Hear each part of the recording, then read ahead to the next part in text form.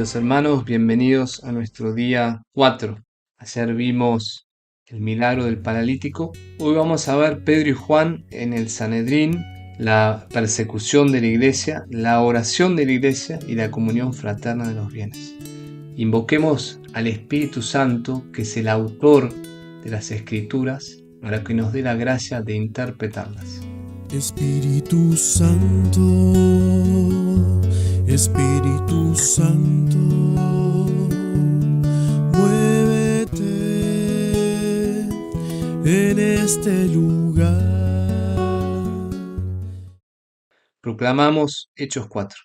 Mientras los apóstoles hablaban al pueblo, se presentaron ante ellos los sacerdotes, el jefe de los guardias del templo y los saduceos, irritados de que predicaran y anunciaran al pueblo la resurrección de los muertos cumplida en la persona de Jesús.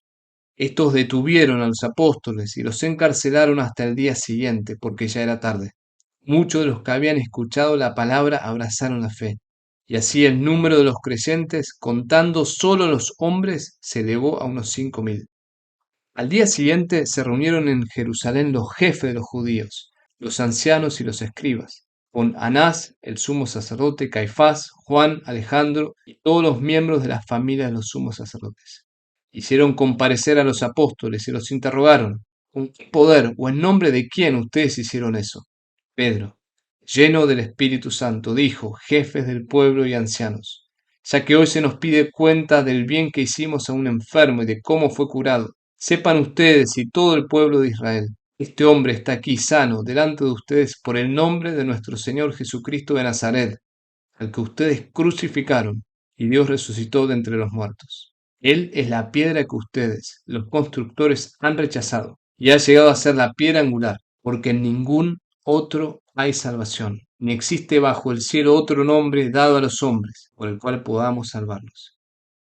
Los miembros del Sanedrín estaban asombrados de la seguridad con que Pedro y Juan hablaban, a pesar de ser personas poco instruidas y sin cultura. Reconocieron que eran los que habían acompañado a Jesús, pero no podían replicarles nada, porque el hombre que había sido curado estaba de pie al lado de ellos. Entonces les ordenaron salir del Sanedrín y comenzaron a deliberar diciendo: ¿qué haremos con estos hombres? Que no podemos negar que han realizado un signo bien patente que es notorio para todos los habitantes de Jerusalén. A fin de evitar que la cosa se divulgue más entre el pueblo, debemos amenazarlos para que de ahora en adelante no hablen de ese nombre. Los llamaron y les prohibieron terminantemente que dijeran una sola palabra o enseñaran en el nombre de Jesús. Pedro y Juan les respondieron: juzguen si está bien a los ojos del Señor que les obedezcamos a ustedes antes que a Dios. Nosotros no podemos callar lo que hemos visto y oído. Después de amenazarlos nuevamente, los dejaron en libertad, ya que no sabían cómo castigarlos por temor al pueblo que alababa a Dios al ver lo que había sucedido.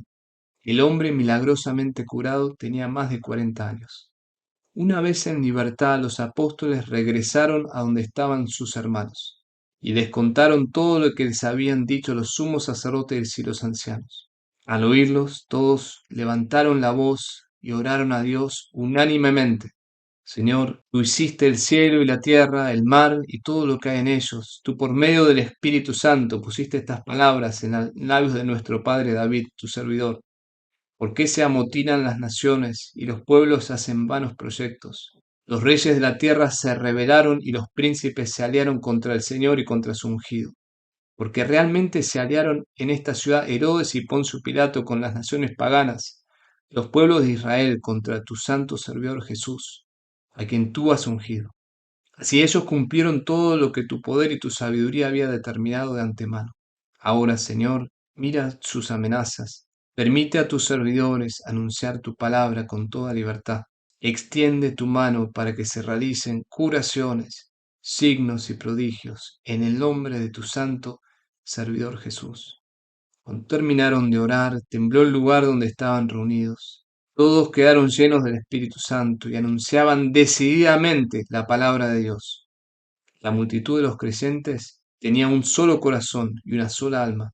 Nadie consideraba sus bienes como propios, sino que todo era común entre ellos. Los apóstoles daban testimonio con mucho poder de la resurrección del Señor Jesús y gozaban de gran estima. Ninguno padecía necesidad, porque todos los que poseían tierras o casas las vendían y ponían el dinero a disposición de los apóstoles para que las distribuyeran a cada uno según sus necesidades. Y así José, llamado por los apóstoles Bernabé, que quiere decir hijo del consuelo, un levita, nacido en Chipre, que poseía un campo, lo vendió y puso el dinero a disposición de los apóstoles. Palabra de Dios. Te alabamos, Señor. Veneramos la palabra. Muy bien, seguimos avanzando. Estamos todavía en Jerusalén, el primer círculo concéntrico del libro de los Hechos. Y la figura central es de vuelta Pedro y Juan. Este capítulo es como continuación de la sanación del paralítico. Hoy nos dice que el paralítico tenía 40 años, o sea que muchos años sin poder caminar. Y que el paralítico no suelta ni a Juan ni a Pedro. Tiene un afecto y un cariño por estos hombres que le devolvieron la salud en el nombre de Jesús. Pero lo que vemos es que hay una reacción negativa. Muchos abrazan la fe por este milagro, pero los jefes del pueblo y los saduceos y los sacerdotes se irritan porque predican al pueblo el nombre de Jesús y la resurrección de Jesús. Entonces, ¿qué hacen? Los encarcelan. Y después de encarcelarlos, dice la palabra que ya habían escuchado la palabra y abrazado la fe casi 5.000 personas, solo contando hombres. O sea, antes dice que eran 3.000, ahora 5.000. Hechos de los Apóstoles muestra esta gran victoria del reino de Dios, muestra como un gran crecimiento. La palabra de Dios va avanzando. La expresión es abrazan la fe. La gente abraza la fe. Hay como un espíritu de victoria en esta primera comunidad, porque crece, el reino de Dios crece, muchos se convierten, muchos se bautizan. Pero volviendo a estos apóstoles, Pedro y Juan, los cuestionan en nombre de quién hicieron este milagro. Y Pedro contesta lleno del Espíritu Santo, todavía goteando el óleo del Espíritu, está ungido del Espíritu Santo. Y no tiene miedo, tiene una gran autoridad. Y él les proclama el querigma de vuelta. Les habla de Jesús de Nazaret, que ustedes crucificaron, pero Dios lo resucitó. Y él en el versículo 12 dice, no hay otro nombre bajo el cielo bajo el cual el hombre puede ser salvado. Proclama que nadie va al Padre, nadie entra al cielo si no es por Jesucristo y por el bautismo en Jesús. Es una gran tesis teológica que Pedro da en el versículo 12. No existe en el cielo otro nombre por el cual podamos ser salvados. Buda es un profeta, pero no es Dios. Mohammed de los islámicos es un profeta, pero no es Dios. Solo Jesús es Dios y solo fe en Él trae la salvación. El Sanedrín dice que en versículo 13 están asombrados de la seguridad, de la fuerza. Son personas sin cultura, poco instruidas, pero tenían una fuerza nueva. Es lo que se llama la parresía, es la seguridad, la libertad que el Espíritu Santo da. Es una palabra muy importante. Vamos a ver que Pablo, Pedro y todos los apóstoles tienen la parresía. Muy bien, deciden amenazarlos y que no digan ninguna palabra más, que no enseñen más en el nombre de Jesús. Quieren callar la resurrección. Pero Pedro dice, no, no podemos callar lo que hemos visto y oído. Si querés castigame, pero yo no puedo callar lo que he visto y oído. Yo soy testigo de la resurrección. Los amenazan y los dejan en libertad. ¿Qué hacen Pedro y Juan? Van a la comunidad. Como vimos en la introducción, Hechos de los Apóstoles es acerca de una comunidad fraterna, orante y misionera. Y esta sección del versículo 23 en adelante nos da una oración en común que termina con un nuevo Pentecostés.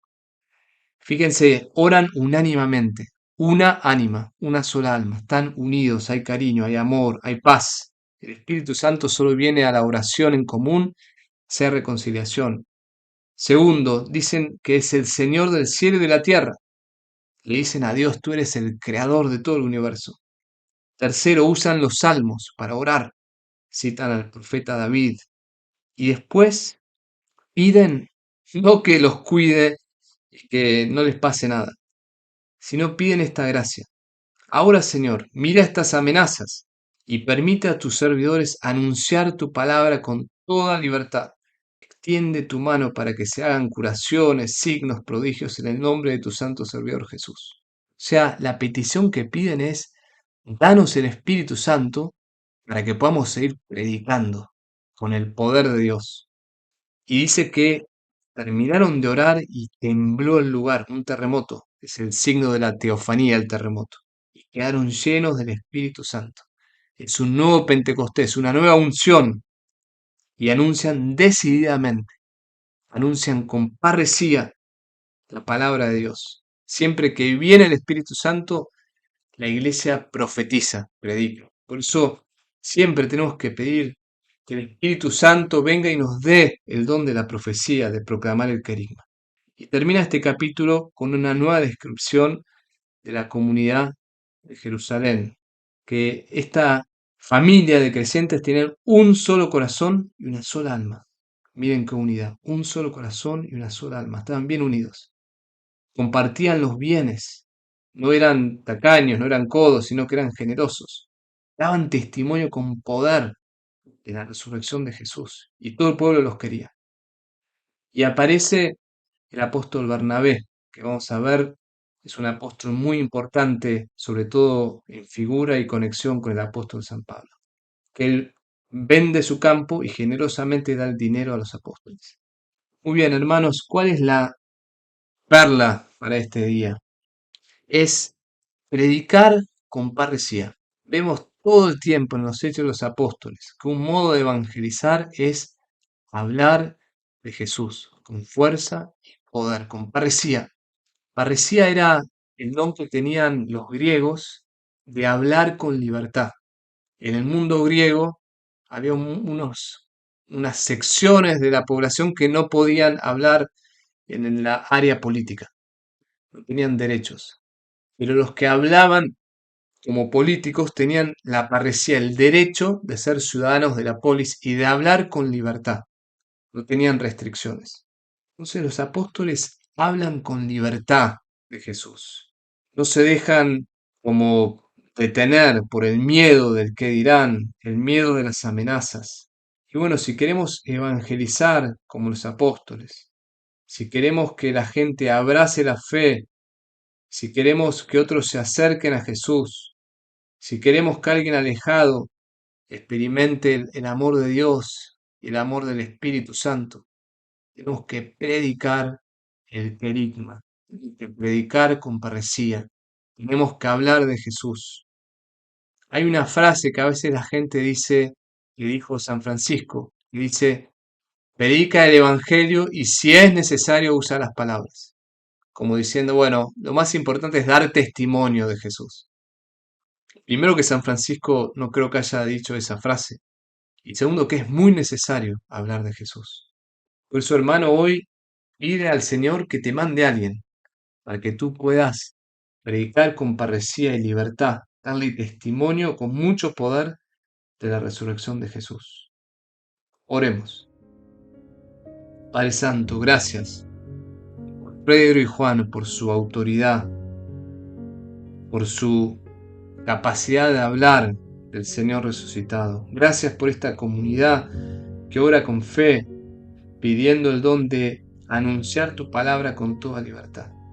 Envía tu Espíritu Santo sobre mí, para que pueda ser sanado del miedo, de la timidez, de la tibieza, que mi lengua se desate, para que pueda hablar con poder de tu santo servidor Jesús, contarle a otros qué bueno que es el Señor y llevarlos así a la fe en tu Hijo Jesús. Amén. Hermanos, que tengan un buen día, no tengas miedo de hablar de Jesús. Te esperamos mañana para leer el capítulo 5.